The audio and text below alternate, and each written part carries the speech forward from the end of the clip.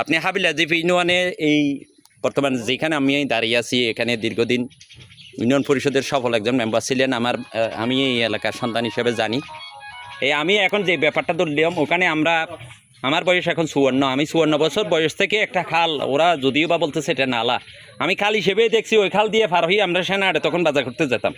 আসলে এখন বর্তমানে আমি ফালোর বাড়ি হয়ে এদিকে আসলাম, যে দেখতে ওখানে বিশাল এক মানে মিডিয়া বড়াইয়ে খালের উপর দিয়ে মানে কোনো অনুমতি ছাড়া, যদিও বা খাল যেভাবে হইব এটা আমার জানার দরকার নেই, রোড যেভাবে হইব আমার জানার দরকার নেই। যদি পানি চলাচল করে এটা যথাযথ কর্তৃপক্ষের অনুমোদন নিতে হয়, কিন্তু অনুমোদন না নিয়ে উনি কীভাবে বড়াইল? আপনার এই ব্যাপার মন্তব্যটা কি? আসলে ওইটা খাল না, এটা একটা হচ্ছে সিডে বড় খাল নেই।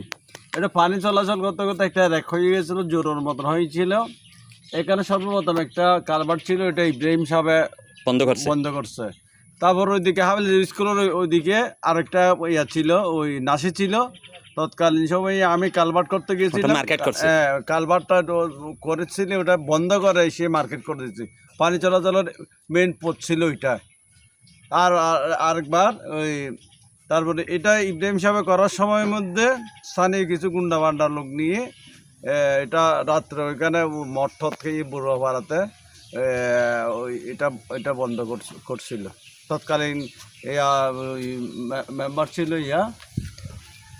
পিয়ার আহমদ সাহেব। হ্যাঁ, এই 3 বাড়ি, যেমন আপনার মিত্র বাড়ি, দত্তর বাড়ি বা অত্র এলাকার এই, আমি এখন যেটার কথা বললাম, আমার এই নিউজটা হবে 3।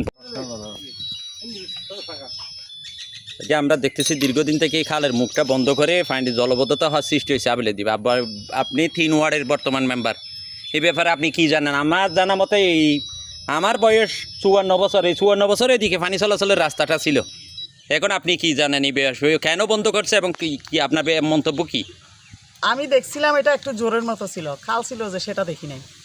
খাল দেখেন নাই? খাল দেখি নাই, জোরের তাহলে আমরা ভুল দেখছি। আমি তো দেখছি খাল এই দিয়েছিল, জোরটা বড় হইতে হইতে খালের মতো হয়ে গেছে। হ্যাঁ, ওইটা দিয়ে পানি চলাচল করতো, এমনিতে কপ্ত এটা তো ঠিক। হ্যাঁ, আবার খালের উপর যে উনি এই যে একটা ছোট নাসি করে, এটা